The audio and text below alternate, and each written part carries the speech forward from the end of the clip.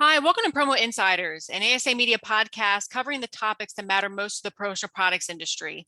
I'm Executive Editor Sarah Lewandowski, and today I'm joined by Alice Kemper, founder of Sales Training Consultants and Sales Training Works. And she is here with us today to discuss overcoming sales reluctance. So thank you, Alice, for joining us. We really appreciate you being here. Well, thank you, Sarah. I think this is such a valuable podcasts, all of them with experts to share with your membership. I think it's a great resource. Thanks for Thank having me. you. Sure, of course. Thank you. And I think really specifically sales reluctance is one of those things that, it's very common, but I think, overcoming it and starting to close more sales is so key. And I'm curious if you can tell us the definition of sales reluctance. We're talking about the realm of sales and how common it really is among salespeople, even the best ones.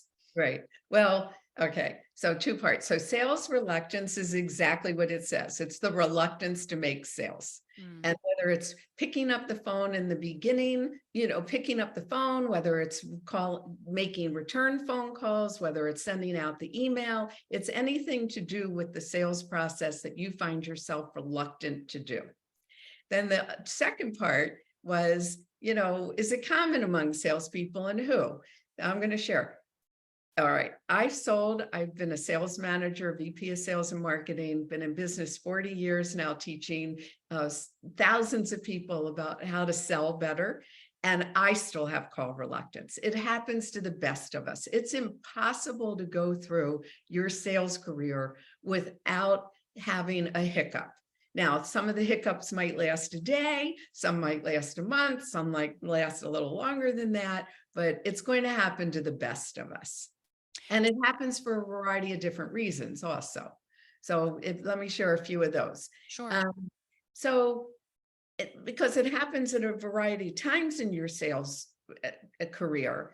So let's just talk a first-time salesperson, brand new. All right. So what's the fear of reluctance, sales reluctance they might have? I mean, first of all, it might be just fear of rejection. They're afraid they're going to get no's. That they might think and it's two things. It's the fear of rejection, but there's a lot of fear of your personal capabilities. And can I really do this? Am I skilled enough? Did they train me enough? Maybe they didn't train them enough.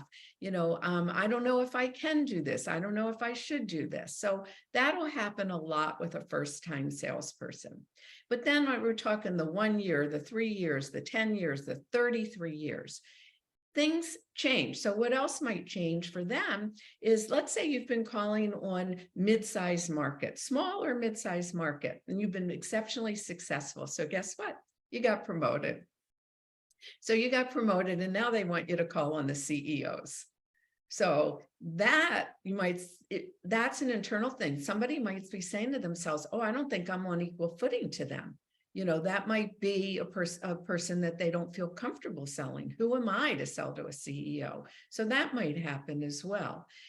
Or the company might come up with a new product and they don't have belief in the product yet. So there's a fear that sets in for an experienced person.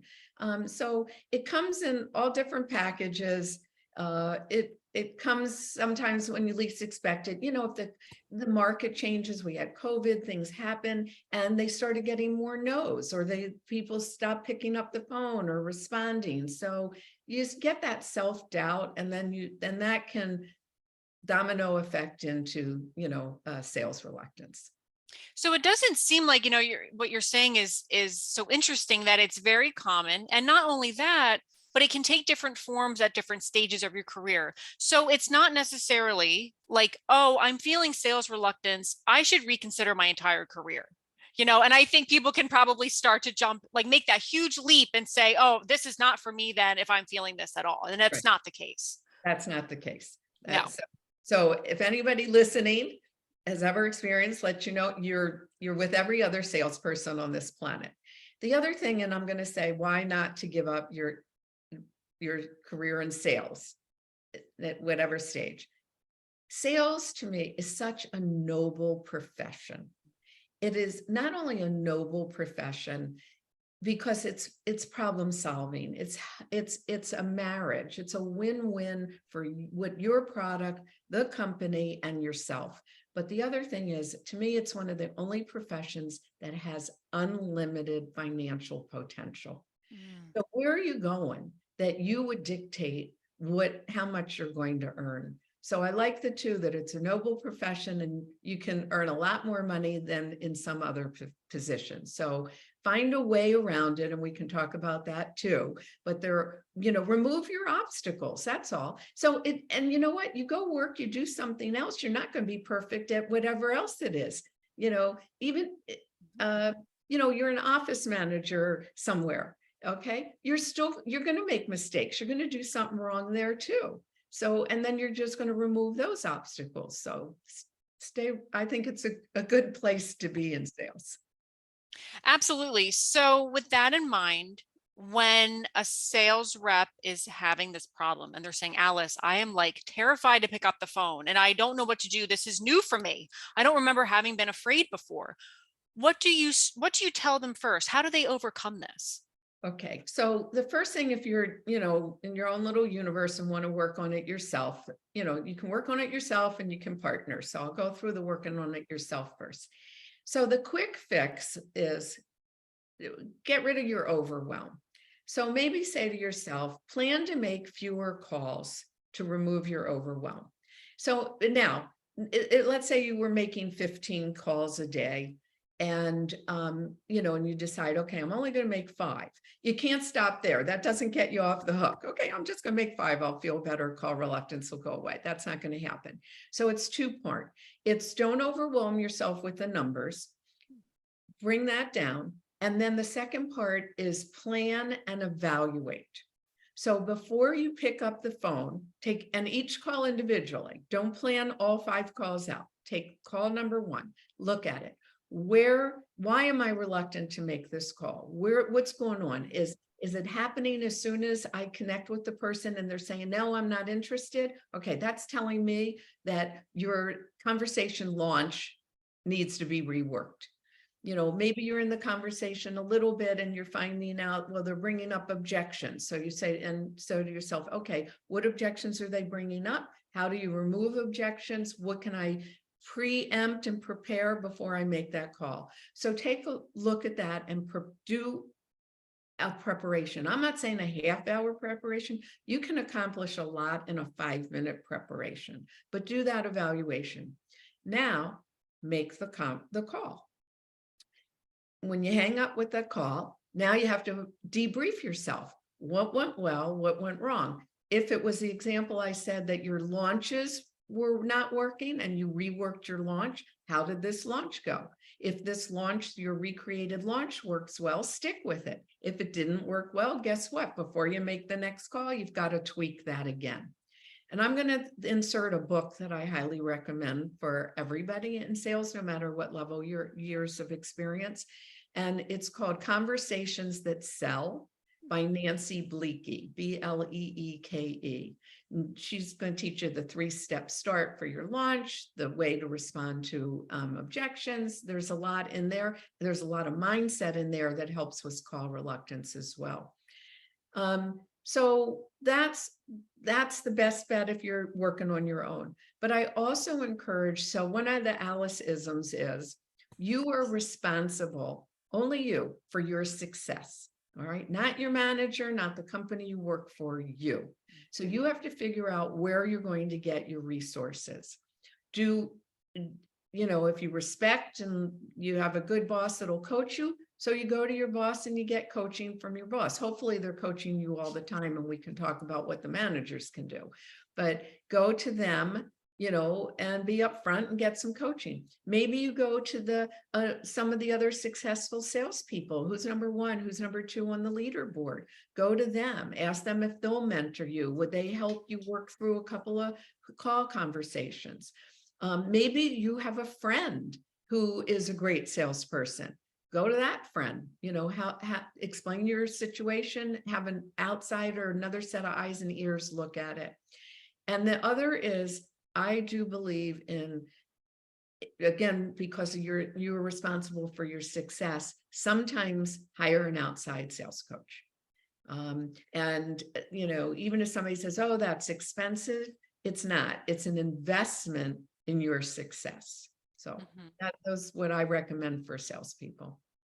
Well said. So then, like you mentioned, the next question is, okay, I'm a sales manager. I have people under me.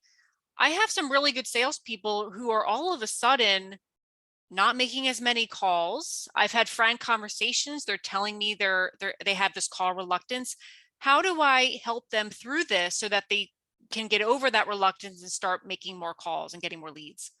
So my tip for that sales manager for call reluctance is not only going to turn call reluctance around, but it's going to turn every other skill deficiency that all their salespeople have. Okay. So my experience all these years working with sales managers, there are 3 actions that sales managers can take. And if they take these 3 actions, they are guaranteed that their sales team is going to meet sales quota. All right. So it's OCT, 3 steps, like October, OCT. The first one is observe. And they can observe in real time.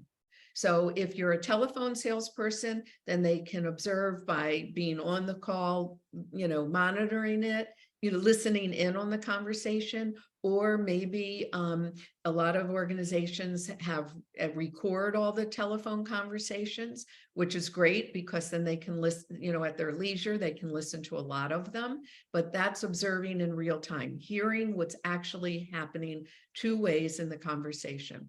If it's a field sales representative, get out there and ride with them. Watch them in real time. Because let me tell you, when a salesperson comes in and says, okay, let me recap the conversation. I said this, they said this, you're getting half of it.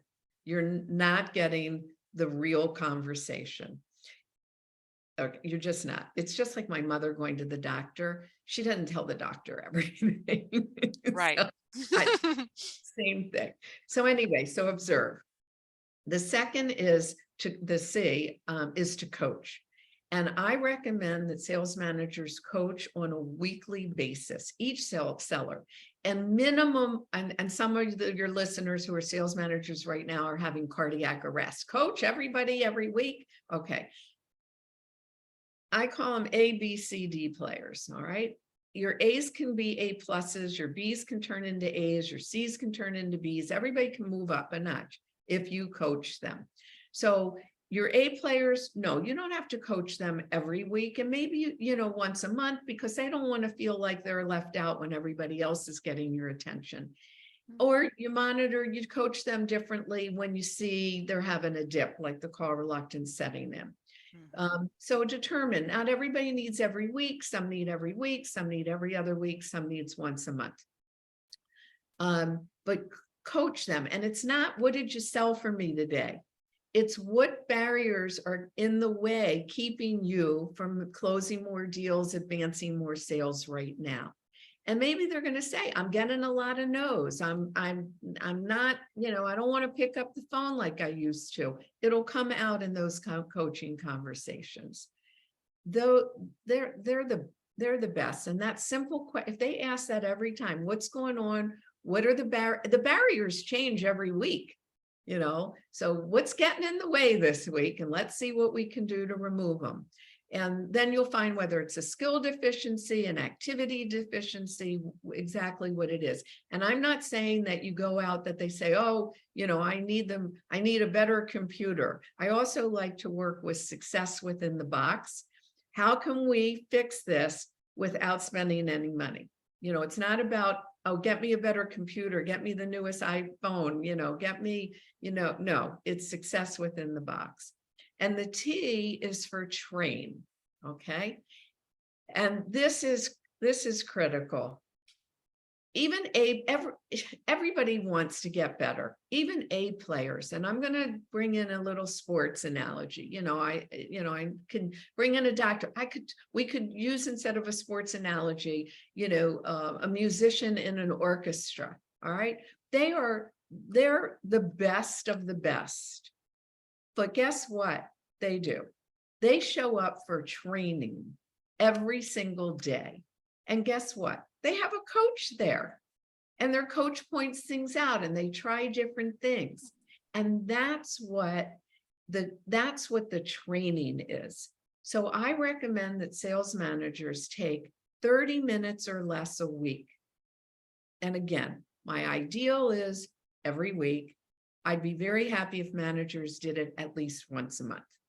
But take 30 minutes or less and have a skill boosting sales meeting with your sellers. And you can change it depending on what's going on. You know, I've had examples where salespeople all of a sudden are coming in saying the competition